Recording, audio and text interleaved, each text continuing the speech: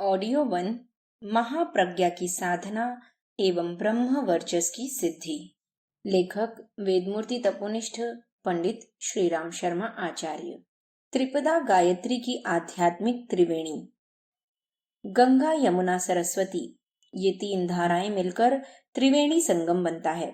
यह संगम ही तीर्थराज है। इसी के स्नान का सबसे बड़ा पुण्य माना गया है।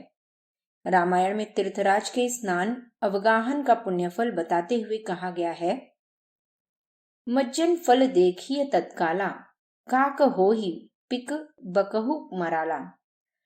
तीर्थराज के स्नान का पुण्यफल उसी समय तत्काल दिखाई पड़ता है।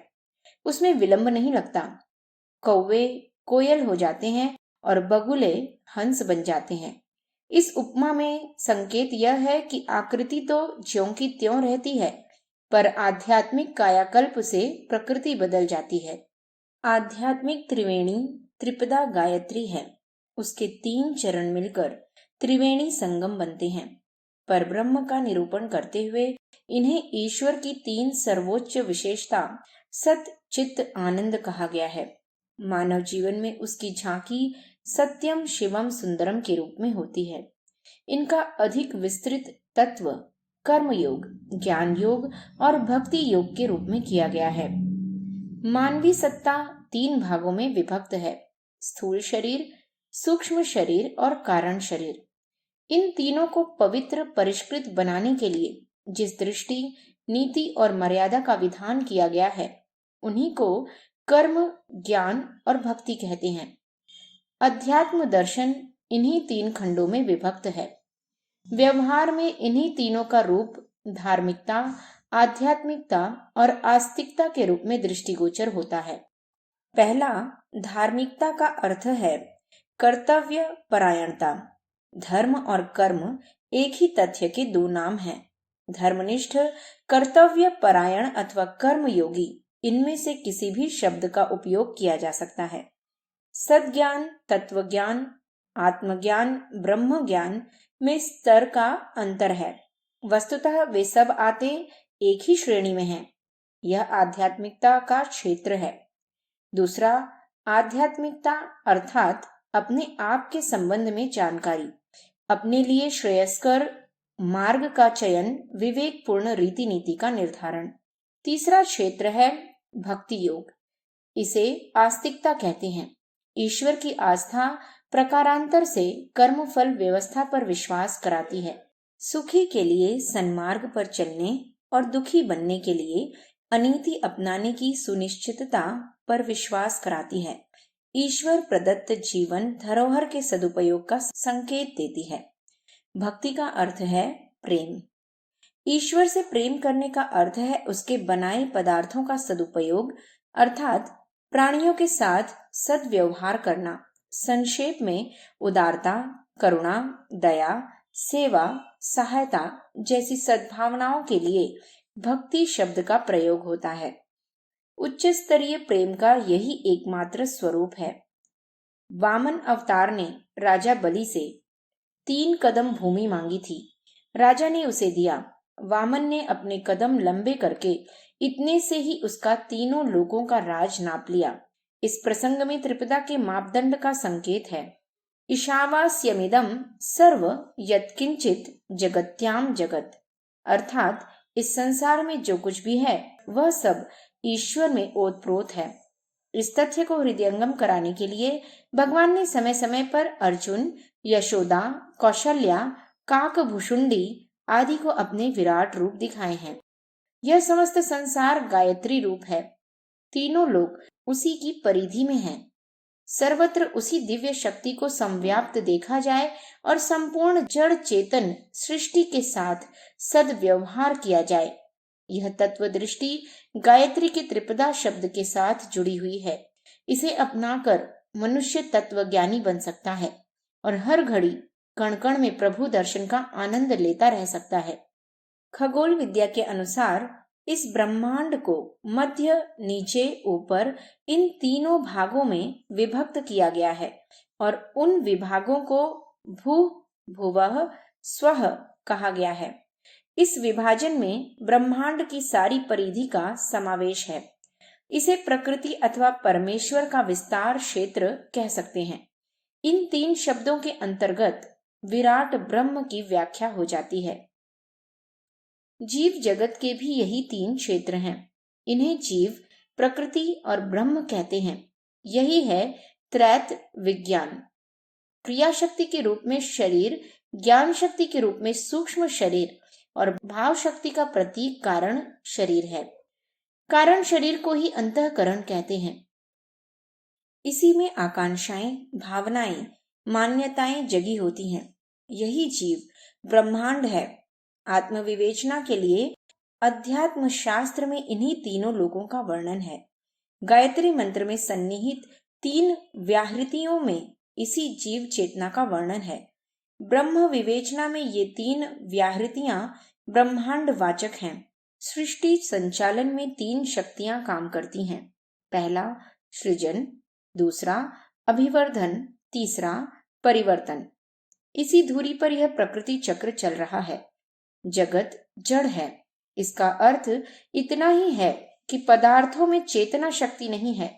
वह चिंतन या निर्णय नहीं कर सकता है। इतने पर भी उसमें हलचल तो है। हलचल न होती तो सर्वत्र स्थिरता दृष्टिगोचर होती, स्तब्धता छाई रहती, पर ऐसा नहीं है। हर पदार्थ हलचल करता है, उत्पन्न होता, बढ़ता और मरता है। पेड़ पौधों से लेकर प्राणियों के शरीर तक इसी प्रक्रिया में होकर गुजरते हैं। धातु, पाषाण जैसी स्थिर और कठोर वस्तुएं इसी व्यवस्था में बंधी हुई हैं। गति मंद होने से वे स्थिर लगती हैं। इन तीनों गतिविधियों के क्षेत्र जिस चेतना शक्ति से प्रभावित और संचालित होते हैं उसे त्रिपदा कहा गया है। गायत्री महामंत्र की 3 व्याहृतियों में चेतना क्षेत्र के इस विस्तार का वर्णन है। उसे ब्रह्मा, विष्णु, महेश कहा गया है। शक्तियों का विवेचन करते हुए इन्हीं 3 आधारों को सरस्वती, लक्ष्मी और काली कहते हैं। ये तीनों ही गायत्री महाशक्ति की 3 धाराएं हैं। 3 शरीरों में जो प्राण विद्युत जीवनी शक्ति भरी रहती है उसका नामकरण ओजस, तेजस और वर्चस हुआ है। सुंदरता, बलिष्ठता, सक्रियता, दक्षता को ओजस कहते हैं। इसी के अनुदान से शरीर प्रतिभा संपन्न और आकर्षक लगता है। यह तत्व कम पड़ जाए तो मुर्दनी छाई रहती है, आलस्य घेरे रहता है और करते धरते नहीं बनता। बड़ी कठिनाई से ही आधा अधूरा काम हो पाता है। तेजस मानसिक प्रखरता का नाम है। कुशाग्र बुद्धि, सूझबूझ वाले, दूरदर्शी, विवेकवान, बुद्धिमान इसी क्षमता से संपन्न होते हैं। शरीर शरीर से प्रभावित होता है और मन मन से। आंखें रूप और क्रिया देखकर, कान मधुर वचन सुन सुनकर प्रभावित होते हैं। एक शरीर दूसरे शरीर से क्या लाभ ले सकता है, यही उनके आकर्षण का आधार है। किंतु बुद्धि क्षेत्र दूसरे की बुद्धिमत्ता, समझदारी, सुझाव, परामर्श, प्रतिपादन आदि विशेषताओं से ही प्रभावित होता है। तेजस का परिचय इसी बौद्धिक प्रखरता के रूप में मिलता है। शरीर के बलिष्ठ, पहलवान और बुद्धि से सशक्त विद्वान बुद्धिमान कहलाते हैं। ओजस शरीर में और तेजस बुद्धि में अपनी विशिष्टता का परिचय देते हैं। साहस, शौर्य, पराक्रम, संतुलन, संकल्प इसी शक्ति बाहुल्य का परिचय देते हैं। शक्ति विवेचना में त्रिपदा गायत्री का तीसरा चरण वर्चस है। इसे आत्मबल, आत्मतेज कहा गया है। उत्कृष्टता, आदर्शवादिता, श्रद्धा, श्रमशीलता जैसी विशेषताएं इसी केंद्र में भरी होती हैं। सदुद्देश्यों के लिए भौतिक सुखों की उपेक्षा करने वाली तपस्वी प्रकृति वर्चस की ही देन है। ब्राह्मणत्व इसी क्षेत्र में पनपता है। ऋषित्व के मणिमुक्तक इसी रत्नाकर की देन है। वर्चस का पूरा नाम ब्रह्म वर्चस है। इसे ब्रह्म तेज भी कहते हैं।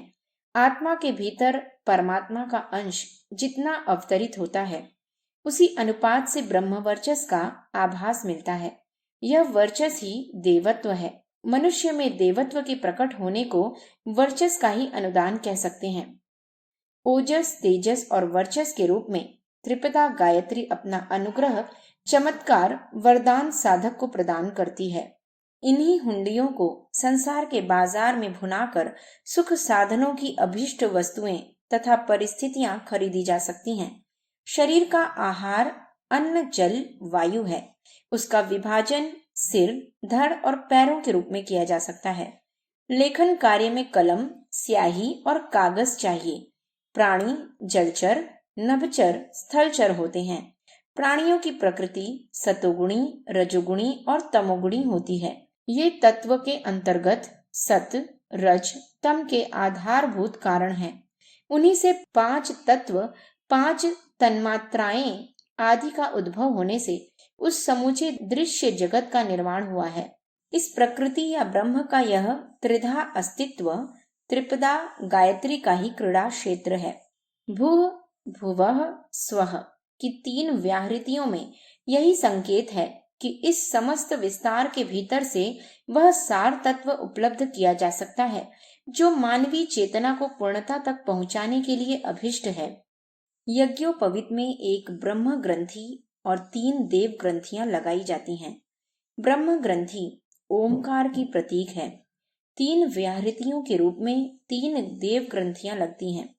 ओमकार व्याहृति एवं गायत्री के 3 चरणों की प्रतिमा यज्ञोपवीत रूप में बनती है। शरीर रूपी देव मंदिर में गायत्री माता की प्रतिमा यज्ञोपवीत रूप में ही प्रतिष्ठित की जाती है। यह प्रतिमा धातु पाषाण की इसलिए नहीं बनाई गई कि उसे हर समय शरीर पर धारण किए रहना कठिन पड़ता है। सूत की बनी गायत्री की मूर्ति को बिना किसी कठिनाई के शरीर मंदिर में हर समय प्रतिष्ठित रखा जा सकता है। गायत्री में सन्निहित शिक्षाओं तथा प्रेरणाओं को हृदयंगम किए रहने, कलेजे में चिपकाए रहने और उस उत्तरदायित्व को कंधे पर रखे रहने, पीठ पर लादे रहने की आवश्यकता समझी गई। इसलिए यज्ञोपवीत का धारण क्रम ऐसा है जिससे उसे हृदय जिगर पीठ और कंधे पर लपेटा जा सकेगा। समझना चाहिए कि गायत्री में सन्निहित आदर्शों एवं मर्यादाओं में मानवीय काया को सही दिशाओं में पूरी तरह जकड़ दिया गया है। यज्ञोपवीत को देवत्व का चिन्ह माना गया है। द्विजत्व का अर्थ है पशु प्रवृत्तियों का परित्याग और मानवीय उत्कृष्टता का अवधारण। मनुष्य के शरीर का एक जन्म मानवी माता के पेट से होता है, दूसरा गायत्री माता के पेट से। इस जन्म में सद्बुद्धि की सद्भावना की प्रधानता रहती है। इस व्रतशीलता की अवधारणा ही द्विजत्व है। उसी को यज्ञोपवीत कहते हैं। गायत्री के प्रतीक चिन्ह यज्ञोपवीत को धारण करना इसी व्रतशीलता को स्वीकार करने की घोषणा है। ओमकार एक है। वर्गीकरण करने पर उसके 3 विभेद सामने आते हैं। अ उ म। इन तीनों का विस्तार 3 व्याहृतियों के रूप में हुआ है। भूः भुवः स्वः में ओमकार के 3 भागों का ही विस्तार है। इन 3 व्याहृतियों की विवेचना गायत्री के 3 चरणों में हुई है। गायत्री मंत्र में 8-8 अक्षरों के 3 चरण सर्वविदित हैं। एक एक चरण में 3-3 शब्द हैं। इस प्रकार वे 9 बन जाते हैं। यज्ञोपवीत के यही 9 धागे हैं जिन्हें भारतीय धर्म एवं तत्व ज्ञान के प्रतीक रूप में कंधे पर धारण किया जाता है। राम और परशुराम ने संसार में जिन परम पुनीत 9 मानवीय गुणों का संकेत किया है, यज्ञोपवीत के 9 धागों द्वारा उनका निरंतर स्मरण किया कराया जाता है। इसे नैतिक प्रशिक्षण भी कह सकते हैं। गायत्री को वेद माता माना गया है। वेदों की गणना 4 भी होती हैं और 3 भी। गायत्री के 4 खंड भी हैं और 3 भी। शीर्ष समेत गायत्री के 4 चरण होते हैं और गोपथ ब्राह्मण की गायत्री उपनिषद में उसे चतुष्पदी भी कहा गया है। त्रिपदा तो उसका नाम प्रसिद्ध ही है। 4 वेद ऋग्वेद यजुर्वेद अथर्ववेद और सामवेद हैं। इनमें से 3 ही प्रधान हैं। चौथा सामवेद तो उन्हीं तीनों में से गायन के उद्देश्य से संकलन भर किया गया है। उसमें स्वतंत्र मंत्र तो नगण्य जितनी संख्या में हैं।